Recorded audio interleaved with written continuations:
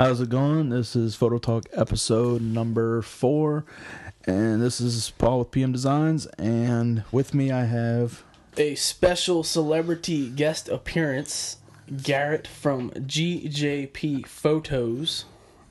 and you can check him out on Flickr, and eventually we'll be starting his own YouTube channel.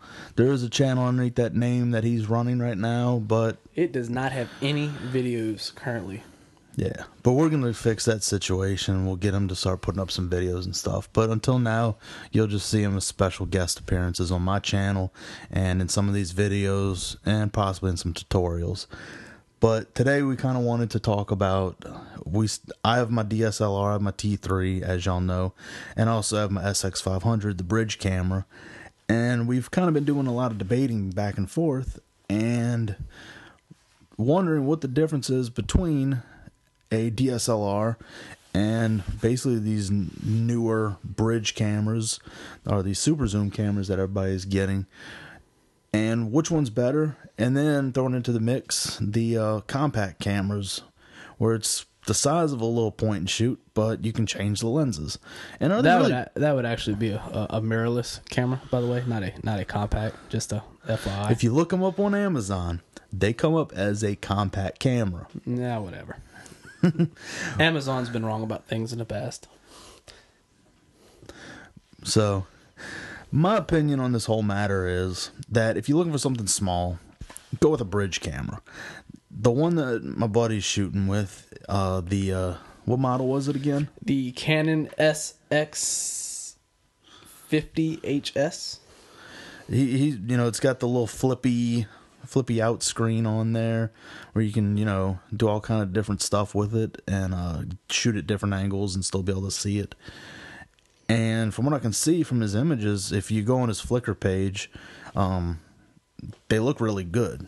I mean, a lot of that, like I said in a previous episode, it's the skill of the photographer, not the gear that the photographer is using. So, which I've actually only been shooting photography for about a week and a half now. So I wouldn't say I have that great a skill, but it is a work in progress. But, having a few weeks of photography under your belt and being able to produce the images that you're able to produce, granted there are some that are better than others, which, when I was starting off, that's how I was, there was a lot of crap. But to me, I almost see these bridge cameras as an easier way to get into photography than going out and buying the DSLR and buying multiple lenses and all kind of stuff and having to lug all that around. Just like today when we went on that little photo shoot, I had to debate what lenses I was going to bring because I didn't want to bring my backpack of stuff. It's pointless. Yeah, I didn't have many decisions to make.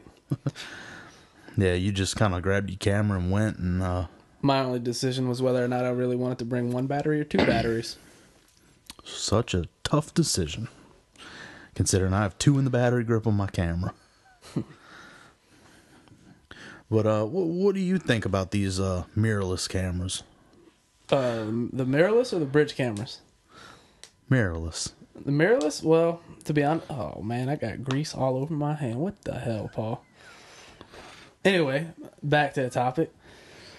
The mirrorless, honestly, I don't know too much about them, but based on what the videos I've been watching lately, it sounds like they're trying to get the technology to where you essentially have a DSLR camera, but obviously, it's mirrorless, hence the name mirrorless. But, it sounds like they're having issues with focus, and so I noticed some people say they actually like the feel of a bigger, heavier camera. So it'll be interesting to see where they go. I have no idea what I'm talking about. Why did he ask me about mirrorless cameras? You've just ruined this episode. Nah, it's comedic relief. Sorry about that, clearing my throat on here. But I'm thinking that, while it's easy, it's nice to carry around a small camera.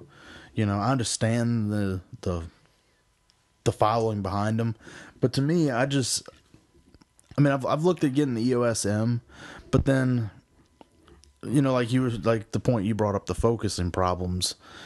Granted, with the firmware getting better and with different, some of the lenses you can get better focusing, and you're gonna make a little crackling noise if you keep hitting that microphone stand. But honestly, I don't see the point in carrying around, a camera and multiple lenses, because you're having to carry around all that stuff. Why not carry around a DSLR and get a cheaper camera, or not a cheaper, but something that costs less, obviously not cheaper in quality, but getting something that costs less than the mirrorless cameras, that you have much more lens selection. Granted, you can buy an adapter, but there's problems with the adapters. That the adapters, you're making something work that it wasn't meant to work, so you end up with little problems here and there. Yeah, it's also a new technology too, so I mean, it still remains to be seen. Like, I believe Sony has recently come out with one that's supposed to be a full frame version, and I think they're starting to offer more lenses. So I mean, the technology is in its infancy, so that there is more to be seen. Later on down the road, just like TVs. I remember when a 40-inch LCD TV was probably $1,200. I definitely remember that. Although you can still go buy one. Well, now you can get a 40-inch LCD TV for $300. So I mean, the price probably will come down over time, and once they get deeper and deeper into the models, the different versions of them, they'll start to have more lenses and various different things available to them. Yeah, I definitely see that too, but I guess I'm a DSLR shooter, so I'm stuck in that, I just like using a larger camera. I'm to that side of the field, I guess you could say, that likes, but I mean, granted, I do have the SX500, but it doesn't shoot RAW unless I do the CHDK software hack, which I was looking at doing that earlier. But it's just I got to look into a few things and just find out how it's going to play with the iFi card, and if I'm going to have issues with, running that card with the CHDK thing. Even though I know that it's not going to be able to the CHDK, I mean not the CHDK, the iFi card can't transfer a RAW file. At least not the card that I'm using, the mobile or the Mobi, whatever the model number is. But I think this whole mirrorless thing, it's definitely a technology that's right now, it's still definitely in its infancy. I mean, it's been out for a little while, but I think it's starting to get to the point where you're getting more available in the marketplace, like you're saying, and right now I think it's more of a novelty purchase, because so many people will go out and just buy a DSLR, or a bridge camera. That's just my whole thing. I would, if I was going to go buy one, I'd just go buy a bridge camera, since they can do so much. And if you're looking for a smaller camera, why not get a smaller camera that you don't have to carry around a bag full of lenses to make good use of it? Yeah, it also really depends on what you're going to be doing. I mean, you saw today, on our little photo walk earlier, and I was having issues with my bridge camera that, with the right DSLR and right lens, I wouldn't have had. So I mean, there are some performance issues with bridge cameras that. Well, what issues were you having? I mean, I was having some depth of field issues that, with a more wider aperture, I would not have happened. But my thing is if you stepped up, and I don't know which, I mean, I haven't really looked into all the different models, but I'm sure they offer one out there that has a, that allows you to have a wider aperture on the bridge camera. I mean, you're definitely going to pay more for it, but I'm sure there's some offering out there from some company, and of course there was, like I explained, how you can kind of fake the shallow depth of field, by increasing your focal distance and getting closer, stepping closer to your subject, and also making sure you have a decent distance between your subject and the background, or your foreground and your background, depending on how you want to refer to it. Well, if that's the case, why didn't everybody just buy bridge cameras? That's what I'm arguing for. I mean, I definitely. I mean, granted, like with the DSLR, I mean, the better the sensor you have in there, obviously the better high ISO performance you're going to get. Just like I was showing you on when I cranked up the ISO, maxed out on my T3, whereas on your on the SX50 that you were using, with it kind of still mid range, with the ISO. I forget what number exactly it was at, but the amount of grain and the I want to say I think I was shooting at 800. Yeah, but then there was that issue with yours with that every time if you get too far off with your exposure, the thing just says, "Oh, I'm gonna bump your ISO." Yeah. Now, is that something that you couldn't override with getting some grease on your hand earlier?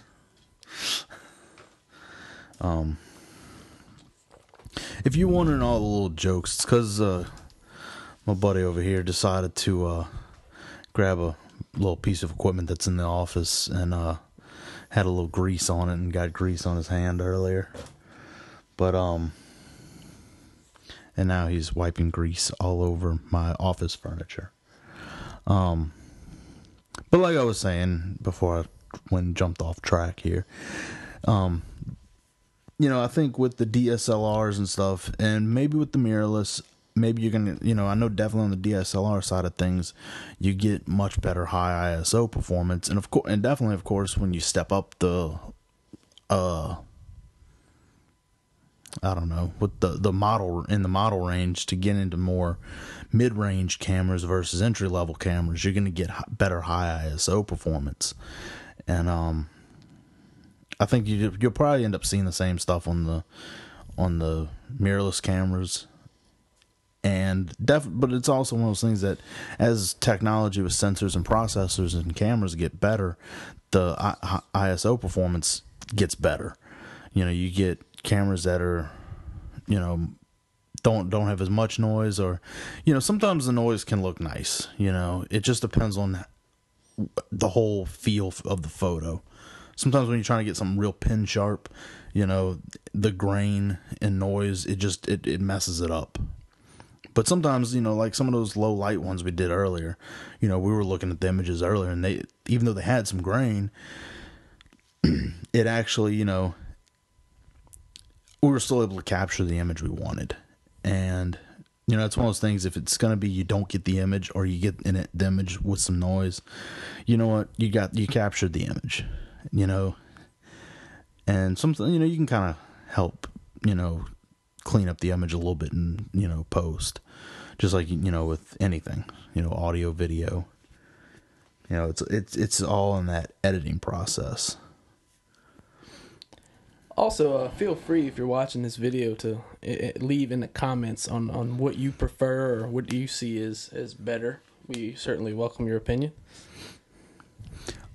We welcome opinion, just as, just play nice in the comment section. We don't need name calling, just be nice in the comments and everything. I do think it is a little funny, this video. The guy with the bridge camera here is more or less advocating for DSLRs, and the guy with the DSLR is more or less advocating for the bridge cameras. Well, I guess my thing is when you're trying to go somewhere and you're getting further and further away from, and you're having to lug this gear around. Now, granted, I don't mind doing it. I mean, I've done it all along, but I think a lot of times I would be more apt to bring my bridge camera with me, my little SX500, if it would shoot RAW. I personally shoot RAW, and if you don't currently shoot RAW and you're wanting to make that, you're not sure if you want to make that step or not. You definitely need to shoot RAW. I mean, just listen to Jared Poland. You gotta shoot RAW. Yeah, I mean, he does have those shirts that say "I shoot RAW," which, I mean, he has a great channel. How long did it take us to reference him? 15 minutes in, yeah, about 15 minutes. Yeah, if you haven't checked out his work, definitely go check out his work. He's definitely just like if you watch his stuff, he's not gonna go promote someone unless he feels about their product. We're talking about, products and stuff. He's not going to promote something that he doesn't believe in. And me personally, I mean, he puts out a lot of information out there, that, you know, is very good. I mean, he offers his training classes and stuff. And I mean, I'd be interested in doing that boot camp in December. I would too. I mean, maybe even just going along with a photo walk, because you know I was doing some reading with some photo walk stuff earlier, and they said, you know, it's not so much if you hosting one or you're putting one on that you're just standing there just like, hey, I'm just part of the group, and we're just, you know, I just, you know, did the legwork to get everyone together and find a good place. But you're also doing, you know, you're the person that everybody that's in that group feels like you're the go-to for information. So, you know, definitely, I think it would be fun to go do a photo walk, you know, an actual getting together with a big group of photographers and, you know, be able to, you know. Has he put out any information on, like, the exact, I think it's the 14th is the boot camp, but doesn't he normally have that photo walk after? It's usually like the day after or something. Yeah, I'd have to pull up his website. I mean, I don't think he released the officials yet. Yeah. But I mean, you know, just look him up on YouTube. Jared Polin, Frono's Photo. All right, so we had a little bit of a technical glitch, software glitch there. It decided to quit recording on us, and we had to kind of splice a few things back together. But nevertheless, who cares? We'll move on. But we'll just kind of end out that little Jared Polin thing. Go check out his website. He's got tons of information. He's got, you know, I think he just put out a flash guide and stuff, which is something I may end up looking at picking up. You know, because, you know, that just bought that flash the other day, the Wine 560, which I'm gonna probably put together a few little videos talking about it, and we'll definitely go bring that out in the field and do some work with it and try a few different things. Also with that softbox I bought. Yeah, I like that softbox you got. I think it's pretty sweet. It was relatively inexpensive too, wasn't it? Yeah, I think it was about $140, and you know, I'm when I put together the video on it, you know, you can definitely get them cheaper, but this softbox has a ton of features on it that it was stuff when I got home. You know, it had like that reflector that's sitting over on the desk by you. You know, it came with that, so you can use an umbrella, and I'm like, okay, well, I can use an umbrella. Okay, how do I? And then I found out that the thing actually has a mount for a for putting an umbrella on it. So that's probably next time we go to the. I'm holding the reflector too. Just a FYI, I know y'all can't see this. See, that's the ting from the reflector. Just thought I'd throw that out there. But you know, that's probably gonna be the next thing is, you know, possibly, you know, getting into doing a little more flash photography work, probably doing some light painting and stuff. And we'll definitely, you know, since I've got an assistant now to help, you know, where we can put together better videos and stuff, and not better videos, well, definitely better information in the videos, and more information and more out in the field DIY how-to videos and stuff. Because, you know, we were talking earlier, you know, we have tons of places to go, you know. Yeah, there were 2 other places today that we were talking about going. Yeah, going photograph, but it got dark, so we just ran out of time. Yeah, and I mean, we could have kept shooting, but a lot of it was, you know, it's just we had other stuff to do, and you know, we just decided to go ahead and wrap it up.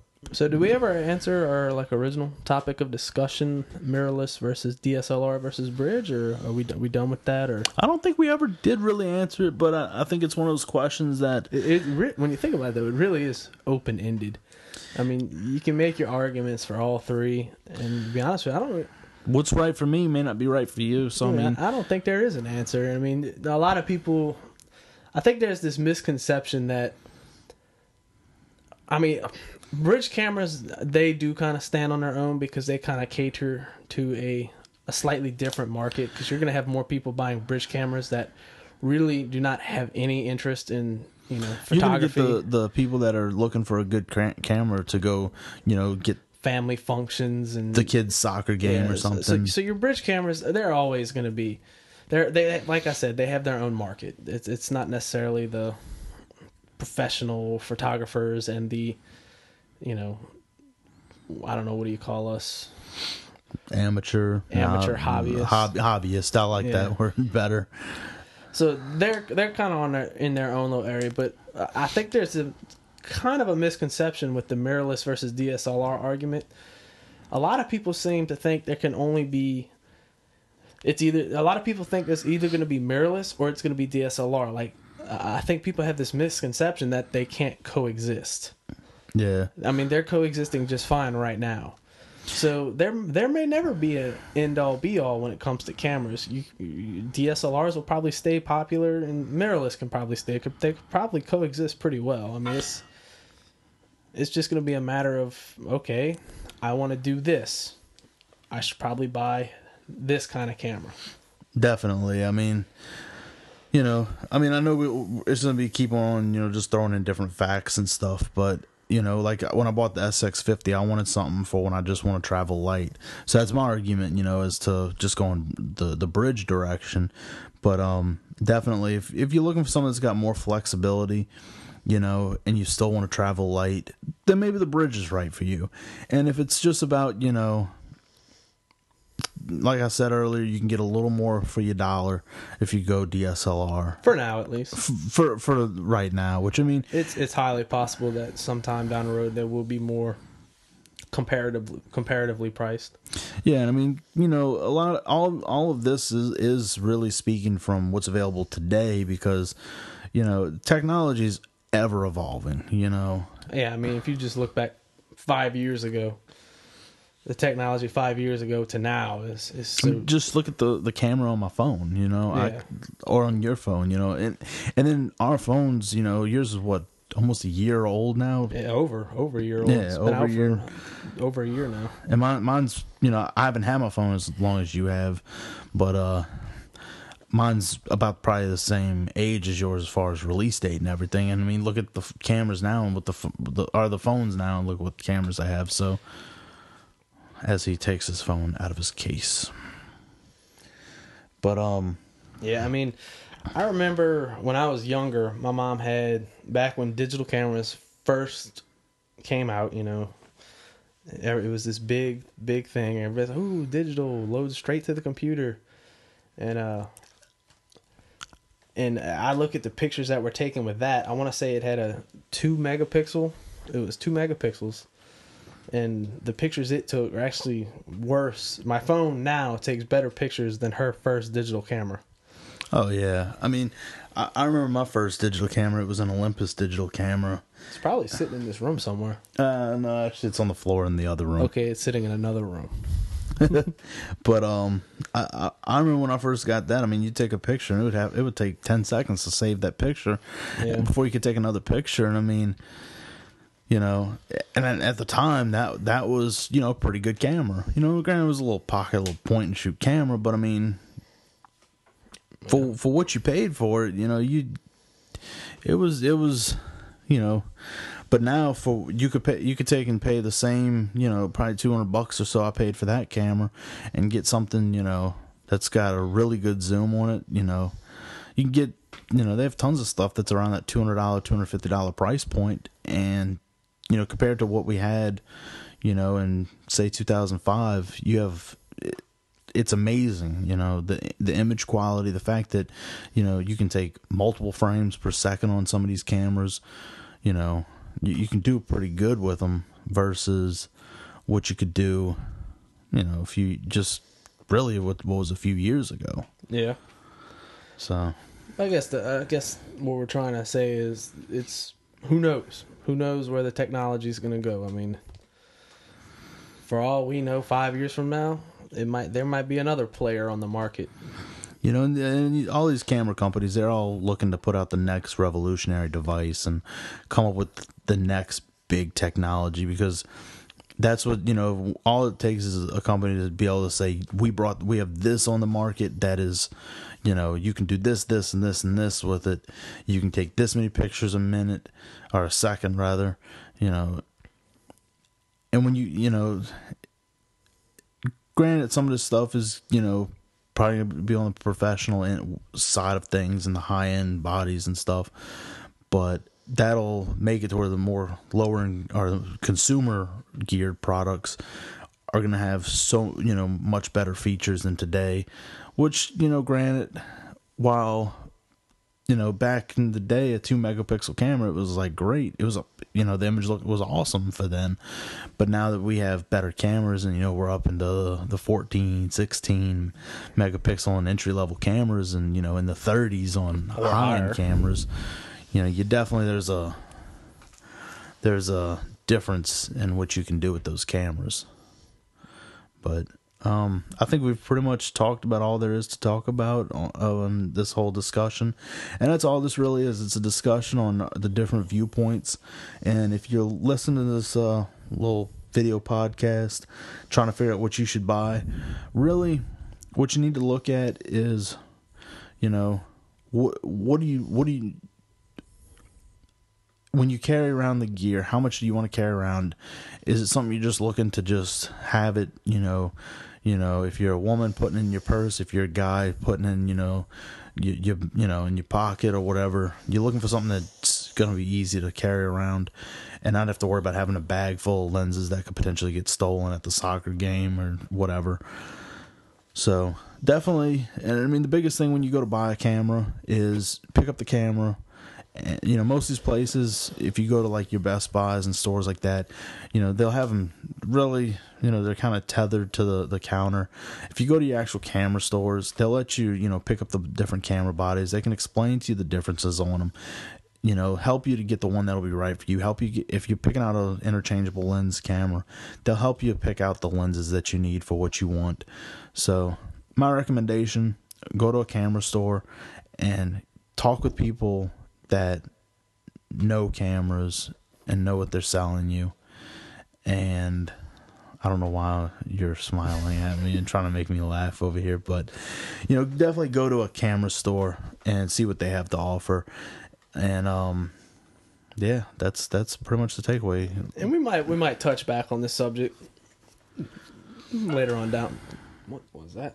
Might touch back on this subject later on down the road when once we find out more info. But yeah. So, thanks for listening. If you have some ideas for future topics, just leave it in the comments section. We're open. We're pretty much, we're open to different ideas of discussions and stuff. And we're going to start putting together some videos on flash photography, maybe some nighttime stuff, and doing a few different things out in the field. So, because now that I've kind of gotten my buddy into doing this, into the photography hobby, it's not just me doing stuff. So I have, we actually, and that's one big thing I guess I'm in this video bringing up. Is when you're out there taking pictures and stuff and you're lugging around all your gear, be cautious of where you're at, what you're doing. Where we went today with those big old trees and stuff. I mean, these were like trees that had floated down the Mississippi River. But, climbing on them, it's good to have somebody around. Just either just watch your gear, or B, to just in case, just for safety from personal injury. Walking on rocks and woods and stuff. It's good to have a friend, Also, be aware of your surroundings and, know where you're at. Definitely, don't if looks like a sketchy part of town, and you don't feel safe, don't risk yourself. Don't risk your life to take a picture. Exactly. Just it's a hobby. This is out there. We're out here to have fun.